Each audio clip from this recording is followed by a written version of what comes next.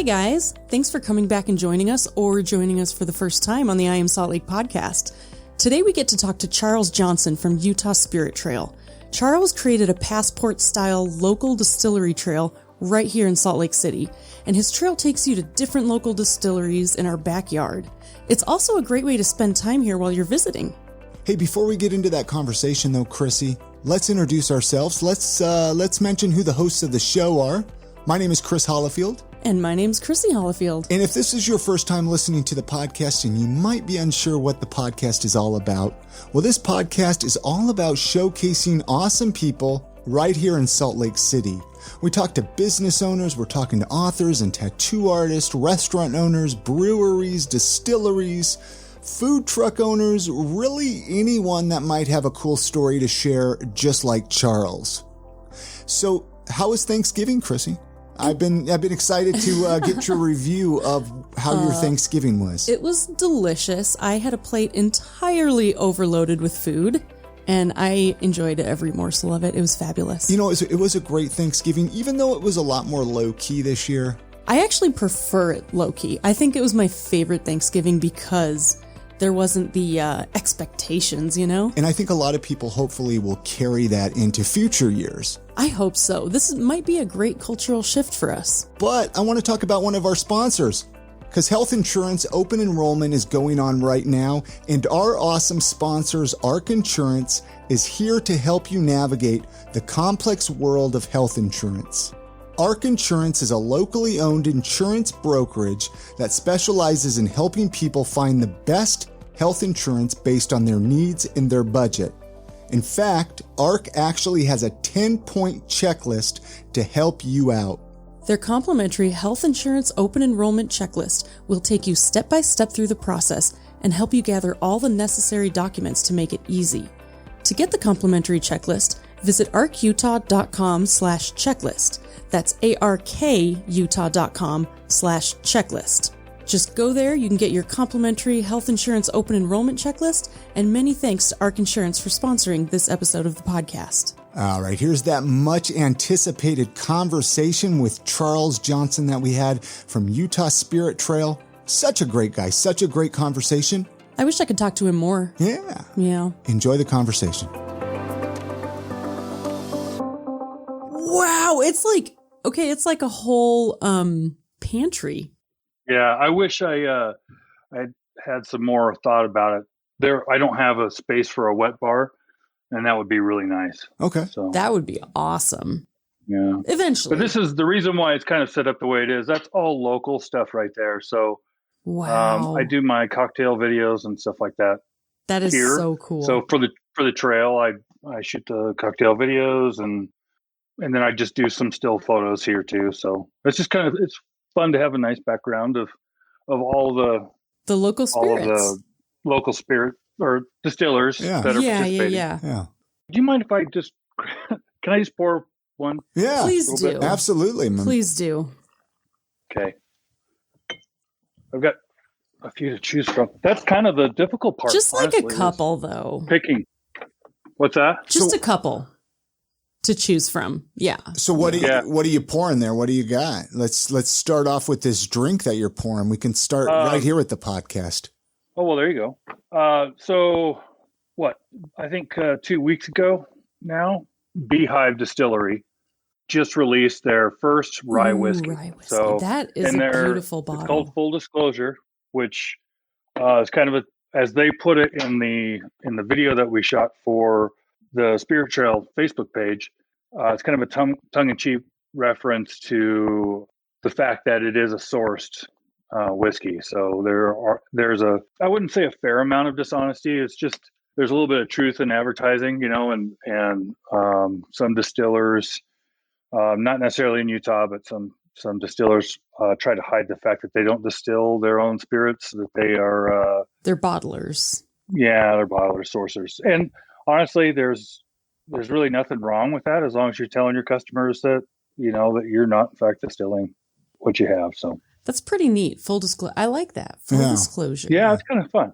Yeah. I talked to him a little bit about how they settled on the name, and I just thought that was so cool when they told me. I was like, oh, that's awesome. It's right there on the front of the bottle. How could you miss it? Doesn't it make you want to drink spirits that are very clever when creating their names and branding? It's like, you know what? You did such a good job there. I'm going to drink you. Oh, man, the labels get me every time. I mean, it's not a part of the trail, but I have a bottle of scotch that I bought just because it had monkeys on it. See, I approve. I'm on board.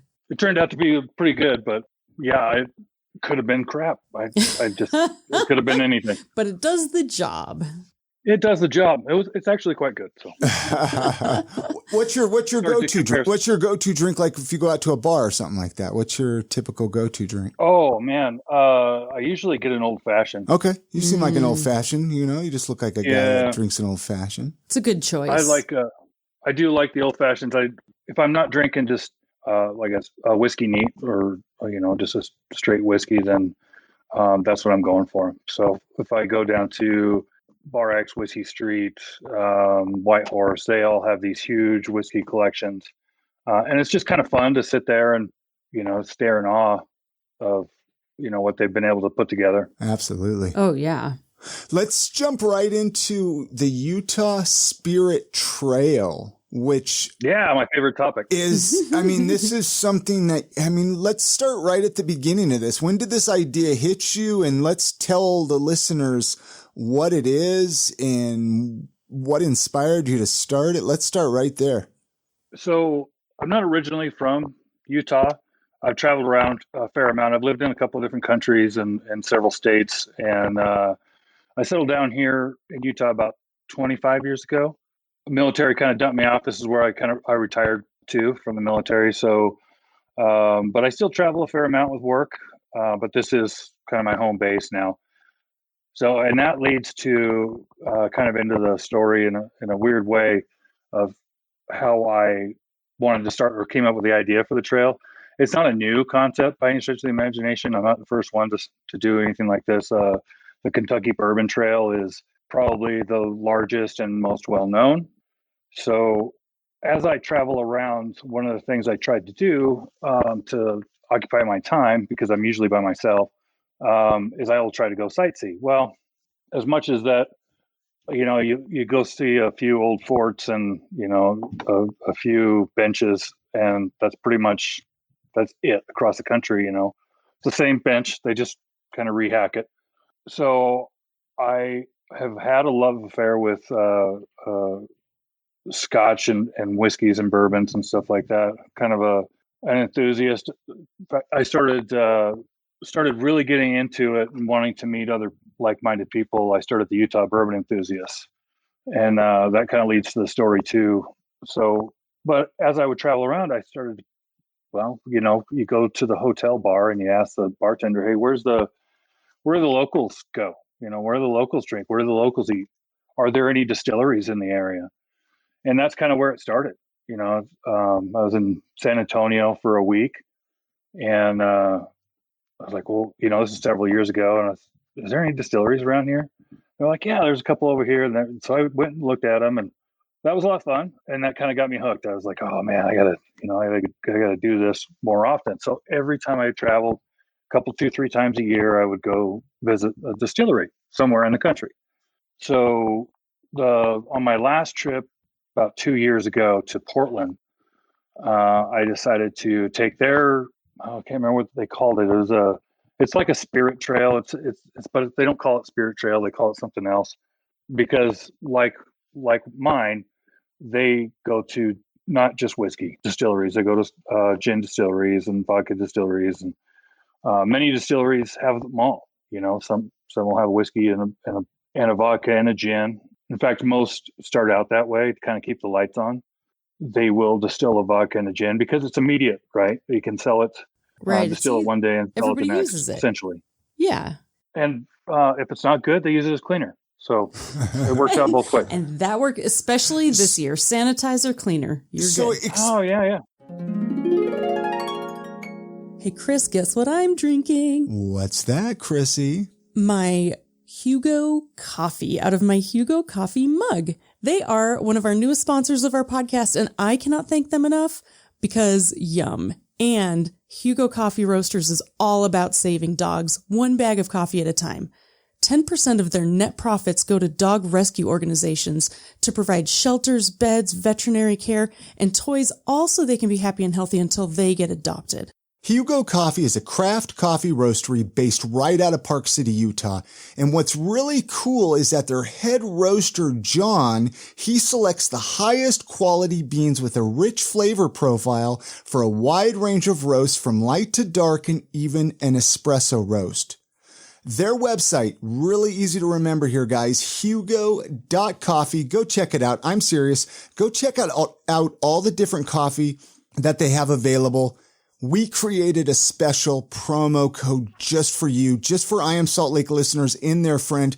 If you enter the promo code podcast when you're at checkout, what the deal is that you get is you buy one bag, get the second bag 50% off, and you get free shipping. That is bonkers ridiculous. That is like, why aren't we doing this for all of our Christmas gifts? Well, that's exactly what I was just thinking. You guys, don't be selfish. You can go and get you can get this great deal right now, but for real, you can. And you can send this fantastic coffee to all of the animal lovers in your life. Exactly. Can you imagine someone who actually, if you have friends who work at rescue dog organizations, what a wonderful Christmas present. Just get them 2 for the price of 1.5 and free shipping to their house. Exactly. Hey, so remember, every time you drink Hugo coffee, not only are you supporting a local business, but you're supporting dog rescue organizations as well as supporting this podcast. And many thanks to Hugo Coffee for sponsoring this episode of the podcast. Explain to the listeners, so they get a card, right? Or something. Explain how it works. The Spirit Trail guide works. So that is one of the things I learned a lesson from my trip to Portland, and they do something similar. They have like a little guide that will take you from distillery to distillery, and so I thought, well, that's super cool. Colorado does something similar. They have a mapping system, right? That's just a gigantic placemat. You fold it, unfold it, and fold it, and it's like digging in your grandfather's glove box for the huge map that you just unfold. You can't ever fold back up again. And it's like, well, that's a great idea, but I don't want to fold that thing up again. So kind of and again, like I travel a little bit. So these little passport size books, I thought, well, what a great idea, because ultimately I want to be able to have people experience all of the distilleries, not just the ones that they know of. Right. When I was doing the Utah Bourbon Enthusiast, we wanted to start doing distillery tours, but I only knew of 2, High West, obviously. And I thought surely Utah wouldn't allow for another distillery. I mean, that's unconscionable, right? It's Utah. Silly talk. Oh, it's insane. So, but I found Sugar House down in Sugar House. So when I talked to James down there, and he allowed us to come down and started talking to him. I was like, man, would you think this whole trail thing would, work out? I got this idea for, a map and a guide that will take people from one place to another. And he was like, oh, well, he said, we tried to start a guild a long time ago with all the distillers, and that was one of the focuses, but we couldn't come together on the right way to do or have a guild. And he said, what we absolutely need is somebody like you that's not a distiller, but an enthusiast that'll come in and design this whole thing and kind of take off with it. Yeah. But the other thing is they don't have time. They just don't. I think they're kind of busy trying to run their businesses. Oh yeah. Yeah. I think you've had James on. I know you've had James on. I can't remember what episode number it was, but you've had JP at Hammer Spring on. Yeah. Mm-hmm, You've had Steve Connellan and Timothy Smith on from Ogden's Own, and they've all shared the same kind of sentiment. They just don't have time to do media and distill and run a business and fight with the DABC or the legislature, any one of 1,000 things. But what's amazing about them and what I love about the trail is it doesn't matter what they're doing, right? If you walk in their door, you've got 100% of their attention. Yeah. And that's across the board. Every one of these folks is 100% amazing. Oh, yeah. And they've got such a unique story. We were just talking about the full disclosure rye whiskey being kind of a tongue-in-cheek reference to, the fact that they sourced their rye whiskey. Every one of the labels has got a story. That's my favorite thing about all of the Porter's whiskey, the picture of Porter Rockwell on there, scary dude, right? It's not just a face. That's a person in Utah's history that had this massive effect. So, I mean, but you wouldn't know him other than a scary guy unless you went to the distillery, talked to him. Some of the, you get kind of a word of mouth from folks, and that's great. But there's nothing like hearing it from the distillery. And they're the most genuine people in the world. I call them modern day mavericks, but they're genuine artists in the truest forms. They don't work with paints or brushes or anything. They work with what they've got: the mash and the grains and the water. Some of the water that comes out of the hills here in Utah has got some of the highest lime content that you can get. And that is one of the things that's kind of paramount in Jack Daniel's. This whole spiel is the fact that there's limestone water. You have a couple of distilleries that are using spring water, like right out of the ground, just incredibly crystal clear, beautiful water, and they're distilling with it. So it really is it's a lot of fun and to go and talk to all of them, hear their stories. Find out that James down at Sugar House had talked about, or put it as kind of a part of his advertising for a short time, the fact that they're grained glass. Well, that essentially means they source their grains, corn and all of that, right here in the state. Yeah. So, when you have these small distilleries that are just struggling to kind of make it by because of some of the way legislature has governed the DABC in their efforts to make rules, that's kind of short-sighted by them. In my opinion, there's no other homegrown Utah business that has that kind of oversight. Yeah. Even beer, right? Even the beer community enjoys a little bit of, I don't want to say the DBC's hands off, because they're not, but they have a little bit more freedom. Right. Yeah. Do you ever see, you love liquor, obviously, and who doesn't? Who doesn't? Do you ever see yourself getting into like distilling liquor at all, or have you distilled liquor? Oh man. Okay. So there's two things I know in life, and they both come from experience. First one's college. I took several accounting classes while I was pursuing my business degree. And the one thing that taught me is I'll never be an accountant, right? And the other is that I'll never be a distiller. I just by talking to these folks and learning about their distilleries and their histories and the passion that they have behind every ounce that goes into any one of their spirits, right? They're all like children to them, like I said, they're all works of art. It doesn't matter if it's the millionth bottle or the first bottle of whatever it is. That is equally important to them, and they put the same amount of passion into it. So I don't have that kind of creativity, right? I have the palate, right? I do tastings and stuff like that. I have the palate, and I enjoy I enjoy the spirit. Yeah. But I'm not confident that I could actually be that artisan, that person that crafts something. Yeah. I totally like get molding that. clay. I've had people that have approached me, hey, would you want to start a distillery? I'll back you, all that. And I've had to say no every time. And it's not because I don't love the industry, because I do. I just see myself on a different side of it. I see myself as the one standing on the soapbox yelling at everybody, why do you not see all these people, these wonderful people? You're just like us.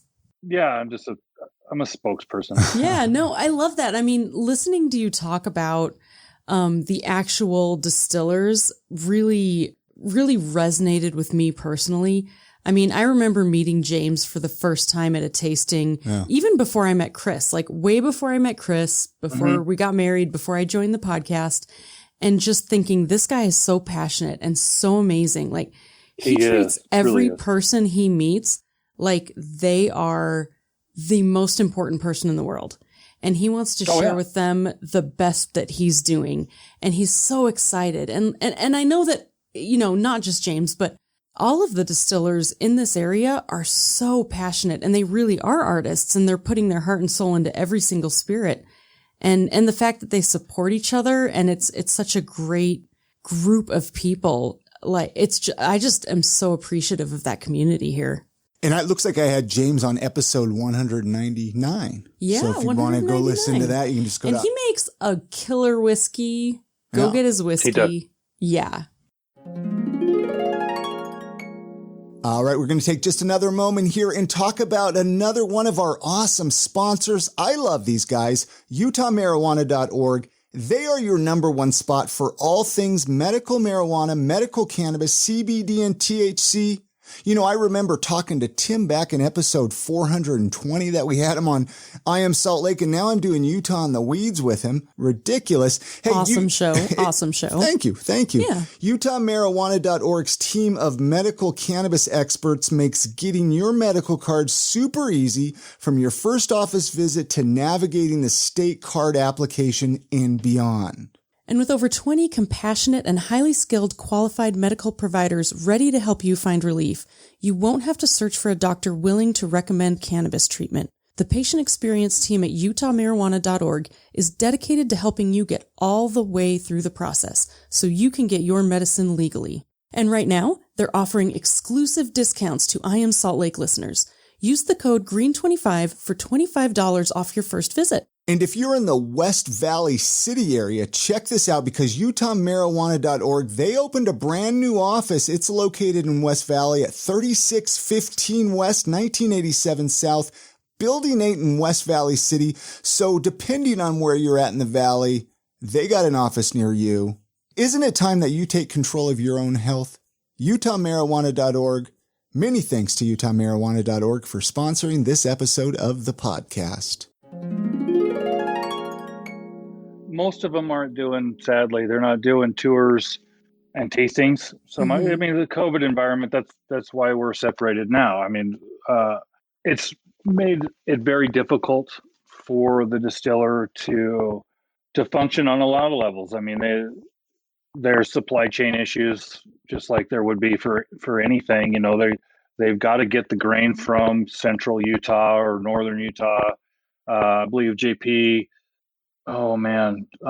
episode 397 was talking about how he JP Hammerspring. Hammerspring. He was talking about releasing his potato vodka. Yeah. And the fact that he was having to drive, well, essentially up to my neck of the woods, up northern Utah, to pick up those potatoes and then drive them all the way back down to his place in Salt Lake. So, you know, not all of the distillers go out and do that kind of thing on their own.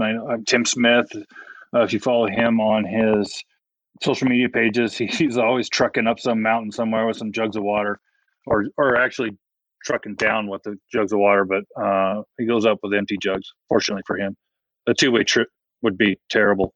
But yeah, I mean, so it's interesting to me, and it just really, it's inspiring for me. And it made me, the more I talked to him, the more I realized that, you know, Kirk down at Outlaw and Ethan at Holy Stone, Ethan's got that kid's got a crazy story, you know. So, and it's super fun to find out all of his travels. He started out High West and then went to Portland and was working at a distillery in Portland, then came back to Dented Brick, works at Dented Brick.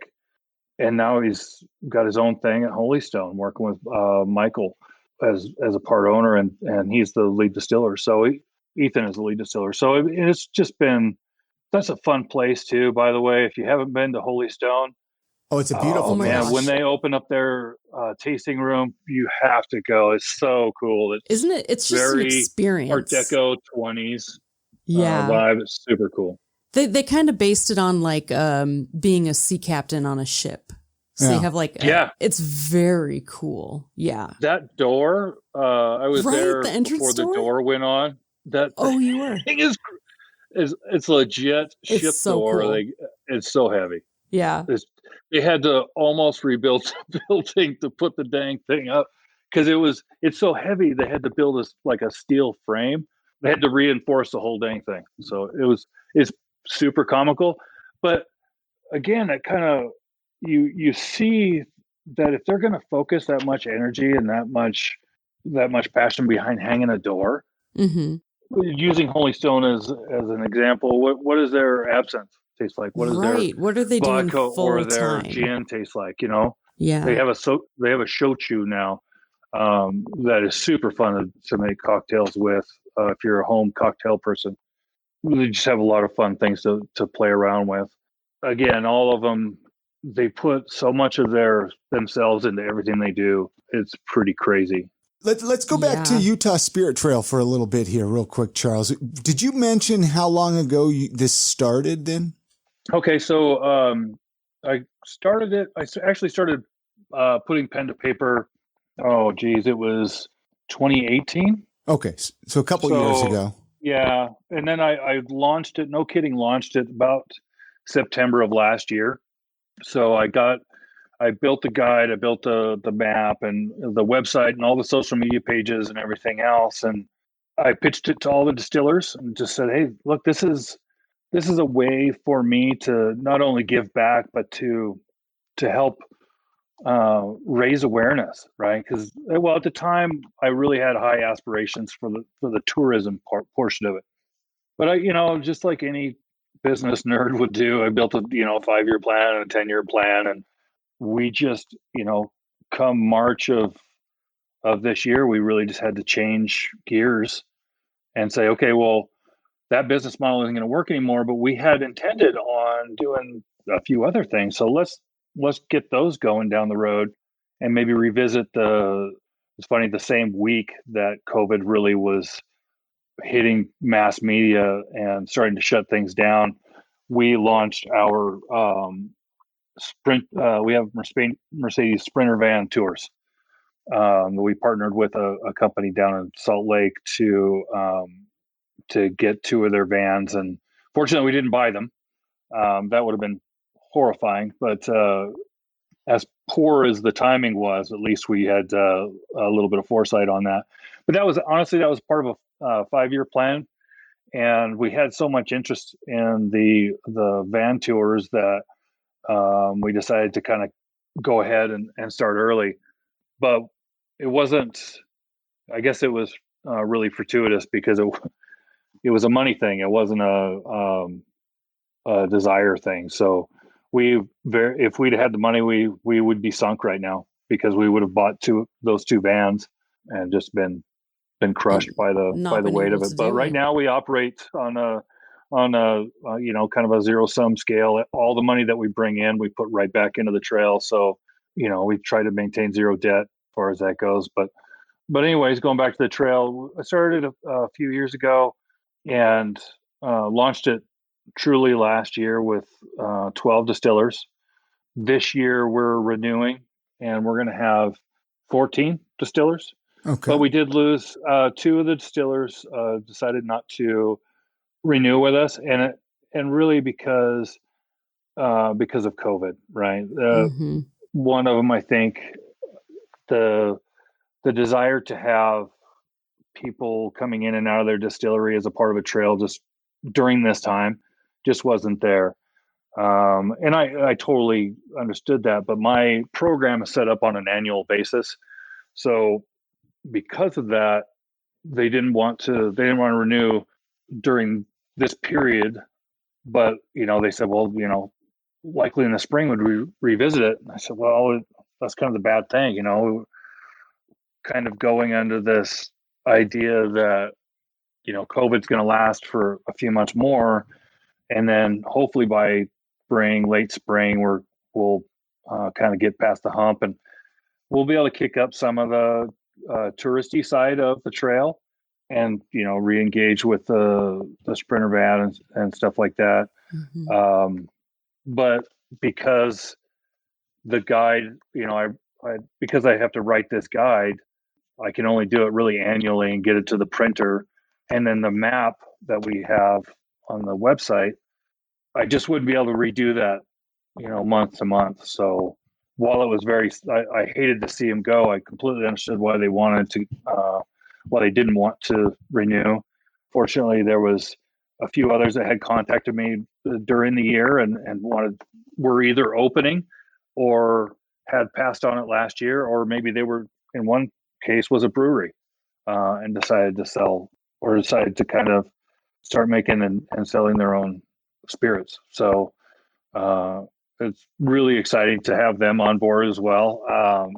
It's always super cool to see a new distillery open, whether they become part of the trail or not. It is just the expansion of the community, the expansion of, that culture within Utah that used to be, back in the 1870s, it was everything Utah was about, before it became Right. The history of distilling, you mean? Yeah, the history of distilling goes Yeah, all the way back. It was a very prominent thing initially when Utah was founded.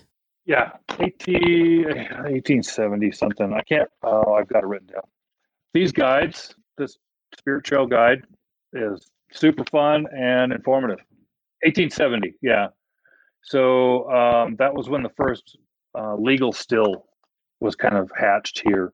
So there's stories about Brigham Young distilling spirits. There's a Hugh Moon that was huge, a huge member or a historical figure in the church. Once upon a time, that was very much commonplace to be able to supply these spirits to the parishioners. But just like anything else, things change, and they moved away from it. And then 100 years later, High West opens up. So yeah, it's fun to see Utah getting back to its roots. Yeah, right. Where do you see this go in 5 years then? You mentioned you made like a 5-year plan, 10-year plan. Where do you see this eventually going? Eventually, I want to have all of the distilleries obviously as a part of the trail, and not so much because I want them to, the e-commerce side of it, where, we're generating sales that way. Again, that wasn't the point of the trail in the first place. I don't intend for it to be the point of the trail 5 years from now. My main focus has always been raising awareness, and raising awareness with the Utah consumer, who I believe, after living in different countries and in a few different states, is probably the most fiercely loyal consumer as far as their local businesses, right? If they know the business is there, their chances of just supporting them are much greater, in my opinion. A Five Wives vodka is sitting next to an Absolute vodka. If they know that the Five Wives is made right here in Utah, it's been my experience that they're going to choose the Five Wives vodka. Not only is it delicious, but it's support. Right. Yeah. So I know that's my thing when I go to the liquor stores. I'm like, which one's local? And I try to make sure to get local. And I hope everybody does that. Yeah, I wish the DABC saw it that way. I think that they have the capability. I don't believe it's the legislative body that governs this. I may be wrong. Honestly, I started to walk down that rabbit hole and quickly got engulfed in just about every other law that you could think of when it comes to selling alcohol in Utah. But what I was looking for was, why isn't there a Utah section at each one of the DBC stores? When they first opened the Syracuse store, when we first got that last year or something, a beautiful wine section. They had a fantastic kind of a locals only display right up front, and it was came in the door and beautiful table with all of these local spirits, and I was like, wow, they're getting it. They finally get it. But then I realized that was unique to that store. There's very few others that have a local section. And in fact, when I was emailing back and forth with a representative of the DBC, they said they're actually walking away from that. And they're walking away from it Wow. because they want to, yeah, that's what I thought too. They're walking away from it because they want to give a uniform experience to each Utah consumer. So if you walk into the St. Well, George that's store, stupid. yeah, My so if opinion you is walk that in that is stupid. going off of that, why don't you just put a locals only section in every store? That's uniform. Yeah. Right? Yeah, So exactly. I agree with if you. that's what you're looking for is uniformity, then by all means clear out a section right in the front and put some local only stuff. Oh, no, I was just kind of curious, like, why do you think the DABC doesn't want to support local? I don't think it, well, sometimes, I guess some days I feel like they don't want to support local, but that Chuck Johnson's thinking, it's not the consensus across the distillers. I'd hate for them to get any repercussions from this, but, it's just been my experience in emailing back and forth and speaking with a few of them on the phone and talking with some of the managers at the DBC locations. The employees, the managers on the ground would love to be able to do something like that. There's just the local managers don't have control of their stock. They don't have control of anything that's going on.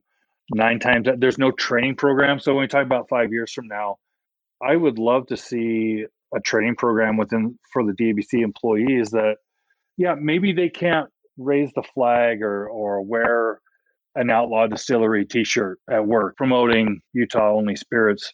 Maybe they can't do that, but if I walk up and I say, "Hey, is there a local spirit?" Then they've been trained to know that. Oh, let me tell you about this stuff over here from Holy Stone or Hammer Spring or Distillery 36 makes this just Right. kick butt spiced rum that is amazing and if you're lucky enough to find it, because they're actively being delisted across the state right now, and I haven't figured out why. I just wish that the DABC would open up all of the stores across the state to allow everybody to equally distribute to every store. A lot of the local vendors can't get into all the stores, even the local distillers. In a lot of the stores that I've gone to, I find it difficult to find even more than a handful of local spirits, and sad thing is I know they exist, right? Right. So I have talked to them. I was up in Brigham City last year, and they had one local product, and they were delisting it. So I went there, and I was like, "Oh man," So just trying to show support. It was Alpine. It was a Traveler's Rest bottle. Great whiskey, by the way. But it was a Traveler's West bottle, and I was like, you know what? They've got it. I'm going to go over there and I'm going to get it right. So I walk in, and it's a great little store. I mean, it's not a big store, but it's a great little store. And again, they don't control their stock right there, but a lot of their shelves were kind of bare. And there was this lone kind of sitting by itself, 2 shelves up, empty, 2 shelves down, empty, side to side within that shelf, empty. There was this lone Traveler's Rest, Alpine's Traveler's Rest bottle in it. I was like, huh, imagine my luck. So I grabbed it and I walked up to the thing. And I said, oh man, it's so great that you're carrying this local spirit. And the person at the cash register didn't have any idea it was local. And she said, well, that's too bad because we're not carrying it anymore. We were told that we can't carry this stuff anymore. And I was like, are you serious? You don't have any other anything. And your shelves are empty. What? I mean, why can you not carry one product? And I don't control it. I'm sorry. I was like, she said, you can talk to the manager. So I did. I love that you The did. DABC they're so great. I mean, the people at the store, the people at the store locations are fantastic folks, and they're just trying to help you. In their defense, there's no training for local spirits. I don't know what the training is. As many laws as we have, they have to have been trained in something. But it's probably not I know that relevant to there's no those of us local- who want to source Right. local spirits. Right. Right. Yeah. Well, and the cash cow. If you again, I'm going to nerd out here real quick, but the DABC posts their financial. They disclose their financial earnings quarterly, And you can go on there and you can see which spirits are doing, are selling the best. And, typically it's Jack Daniels, for whiskey, and you just pick any one of the big names, and they're the leader of that spirit category. And I do get that. There's a lot of money. Why not? Well, exactly. And maybe I shouldn't even be saying this, but I wish that the DABC would give equal opportunity to all of our local Salt Lake and Utah in general distillers, so they could have the opportunity to even be in the same running as like a Jack Daniels, right? I mean, if they are equally available everywhere, then they'll have equal chance. But right now we don't have that. And this is just a me issue, apparently, that I'm like on my soapbox about right now. Yeah. But I love that that's what you're doing with the tour, is that you're trying to expose people to the local distilleries who are actively doing cool things. Oh, yeah. It's our main focus, or my main focus is just raising awareness. And when we couldn't do the tours anymore, we really started to focus on the media, kind of the raising awareness through cocktail videos and through doing silly stuff online, and just trying to get any kind of attention I could to the distiller, because one of their biggest struggles, if you go down and talk to Kirk at Outlaw, he'll tell you he makes a fantastic honey bourbon. Say what you will about honey bourbon or flavored bourbons. Honestly, the people that would discount that haven't tried this stuff, because I was that guy. They make a good one, though. You can't have whiskey and mix it up with stuff and don't even put ice in it. I was that guy once upon a time. So I get it. Fantastic honey whiskey. Also, he sources his honey. He distills his whiskey, sources his honey locally from a local beekeeper. So actually, first interview, I got that right that time. The beekeeper. I usually call him beehivists. I don't know why. It's stupid. I made it up to work. When you talk to him, it's like, well, you make enough of this stuff. Why can't you sell it in the DABC? Please, for the love of all things holy, put it in the DABC, because I don't have to drive all the way down here to get it when I run out. I'm almost out. I've been on the last sip forever. And he really makes amazing whiskey. Oh yeah. I don't have the traffic down there is such that it kind of precludes me from driving all the way from where I'm at. I do try to get down at least once a month to see Kirk, because he's just fun to talk to. He's a good guy. And just kind of see what kind of crazy concoctions he's coming up with next, because they're all doing something weird all the time. That's what I love about them. They're all being so creative. Right. It's really neat to see what they're currently coming up with. Yeah. That's the best part. So you can't go down to the distiller. You can't go down to the DABC and pick up any of those products, because they just don't. They can only have so many products listed with a DABC at any one given time. So, one of his struggles is he's fortunate enough to be listed at each one of the not each one, but at several of the DABC locations. But if he wanted to put his honey bourbon in there, he would have to pull a product out. And why would you do that? We need to actually switch directions a little bit before we run out of time here, Charles. Sure. We got some Salt Lake City related questions that we ask everybody that comes through here. So we got to ask you before we run out of time here, buddy. What's like if you have family and friends that visit town, right? Like if they're visiting and they're like, show us the tour, show us around Utah. What's the Charles Utah tour? I would imagine it would be these distilleries. Yeah, it would just give them a passport. Yeah, I have honestly everybody that I know that comes to see me from out of state or whatever. I'll take them to the distilleries. Yeah, I just think it's that much. It's that much fun. It's not that it's a business thing for me. It's more that if you enjoy a cocktail, a craft cocktail, if you enjoy a nice drink, whether it's gin or vodka or whiskey or whatever it is, if you enjoy that, these distilleries are just amazing places. And then maybe go to, one of the local bars or eateries that has a decent local selection. And many of them do, right? Many of them do. but I always try to highlight that when I go somewhere to have a drink. It's like, hey, what kind of local stuff you have? And I always say it just loud enough to somebody, sitting next to me may hear that and kind of get their wheels turning. Like, oh, you know what? That's a good It's idea. Yeah. subliminal, but it's kind of subversive. It's But just enough. it's for me again. I just feel that Utahns are fiercely loyal, and if they know it's there, they're bound to support a local homegrown distiller who has employees, right? Is supporting the local logistics chain. It's not, I hate to keep harping on Jack Daniels, but they're a big name and everybody knows Jack Daniels, right? I'm sure they're great people. I'm not, bagging on them at all. But I do know their tax dollars aren't spent right here in Utah, right? I do know that they don't support the local farmer or the local. Now I'm really gonna mess this up. The people that grow fruit. I got the beehive thing right. So They're farmers, right? I guess I got that. Yeah. Fruitists.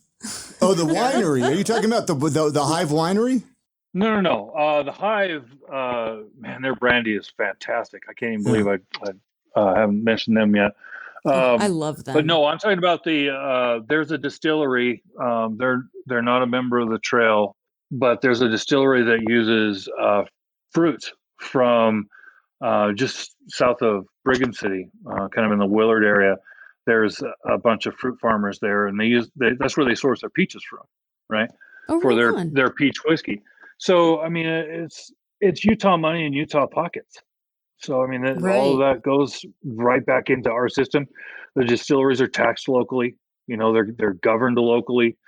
Sadly, they're controlled locally. But that's one of the things that we hope to change with raising awareness is that we'll drive a demand signal with the Utah legislature that will be impossible to ignore. The money will be. Sadly, money talks. I think we all kind of get that in some kind of way, but I think that's what's going to speak to the legislature. They only meet 45 days a year, so you have to use a huge megaphone. What is it Teddy Roosevelt said? Speak softly and carry a big stick.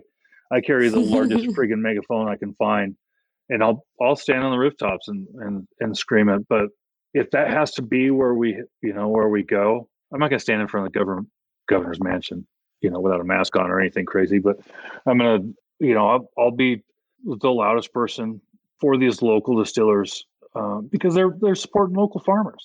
They're supporting the local industry. So why would I not? Why would anybody not? If you could change one or two things about Salt Lake City, what would you change? Like the area, the valley. All the issues that I used to have are being kind of steadily corrected. The track system, transportation downtown used to be terrible, but now, I mean, I can get on a train in Ogden and I can go to the airport.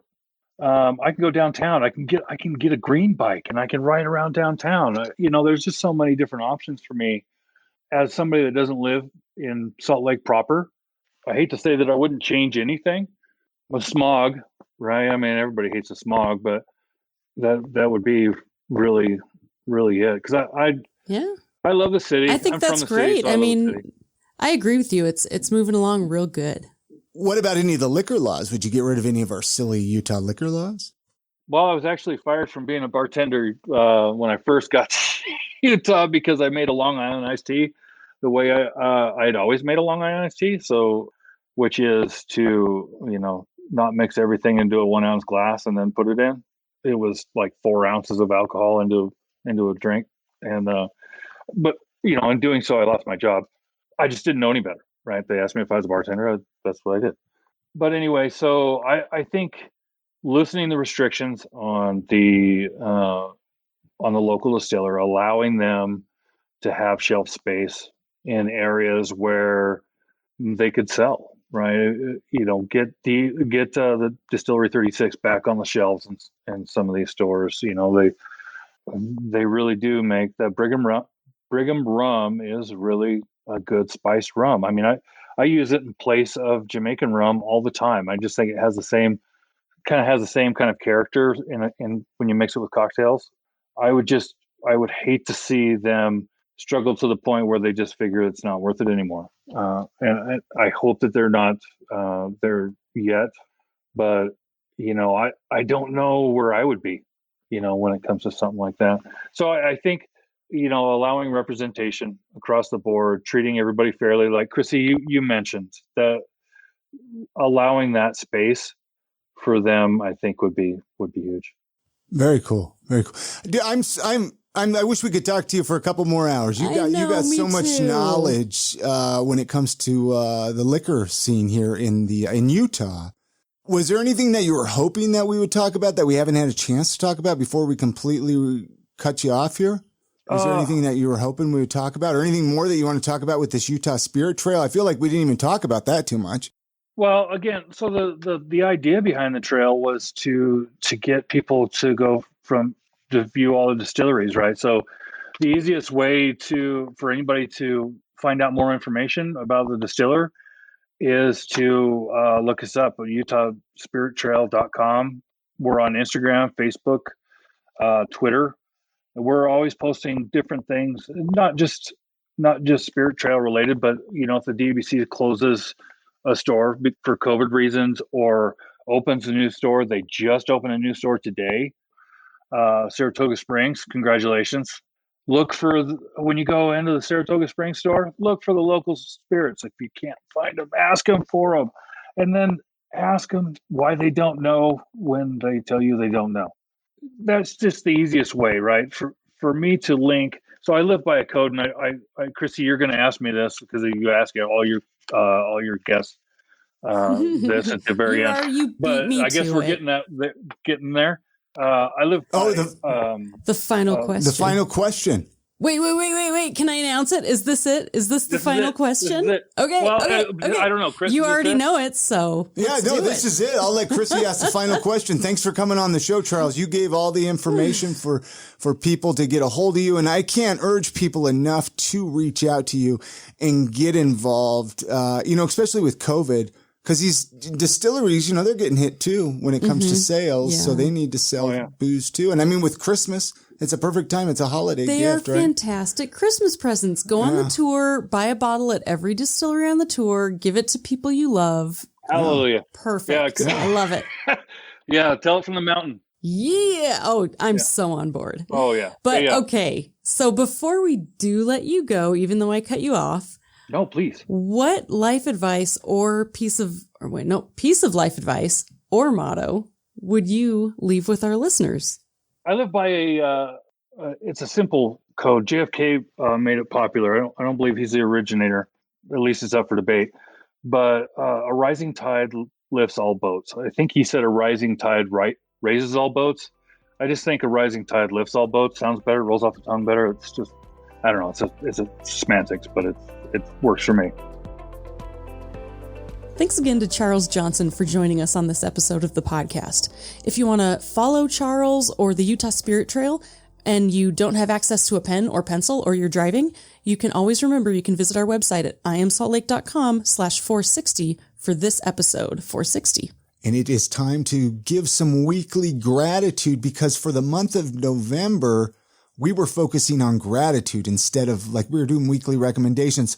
So my gratitude for this week, I am truly grateful for this amazing weather because it's really made getting around a lot easier, especially visiting some family on Thanksgiving. Yeah, made it a lot easier. It made it really easy to get around. I know that there's a lot of people that want more snow right now for skiing and snowboarding, but I'm grateful. And thanks, global warming. Exactly. So what? No, thank you, global. Please don't. What do you got? What do you got, Chrissy? Okay. What I am grateful for is my family. And this is not like a cheesy Thanksgiving family thing, even though it is family. You got a cool family. I love my family, but I'm specifically grateful for them because we came up with a really cool idea to make our TV look like a Nintendo Switch for the kids for Christmas. Hopefully they're not listening. Yeah, hopefully they're not listening. I know we're that cool, but my dad and brothers were all over it. They're like, let's do it. And we all got together and got working on it. And I'm just really, really grateful that I have that in my life. We'll have to post pictures somewhere. I'll be sharing it everywhere. All right, thanks for joining us. And don't forget, you can visit our website at iamsaltlake.com to listen to the entire back catalog of episodes. And if you have a friend that you think would enjoy the show, go ahead and share it with them. Hey, have a great week. It's going to be beautiful out there. Get out, enjoy the city, support local. Do everything outside of your house before the winter kicks in. It's the holidays right now. Support some of these local businesses in Salt Lake City. We have some great markets coming up, even though it's a little bit more socially distant. And we'll see you on the next episode of I Am Salt Lake podcast.